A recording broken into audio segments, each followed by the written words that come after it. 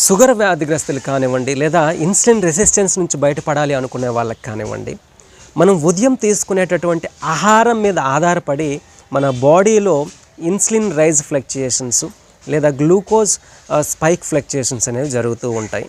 So ఉదయం మనం ఎటువంటి ఆహారం తీసుకుంటాము, ఉదాహరణకి ఉదయం పూట మనం ఎక్కువ గ్లూకోజ్ ఉన్న ఆహారాన్ని తీసుకుంటే, అంటే కార్బోహైడ్రేట్స్తో కూడుకున్నటువంటి పిండి పదార్థాలతో కూడుకున్న ఆహారాన్ని తీసుకుంటే కనుక రోజు మొత్తము కూడా మన బాడీలో ఈ స్పైకింగ్ అనేది వచ్చి ఆకలి వేస్తూనే ఉంటుంది. దీన్నే క్రేవింగ్స్ అని అంటాం. అంటే కార్బోహైడ్రేట్స్ కావాలి అని శరీరం అడుగుతూ ఉంటుంది.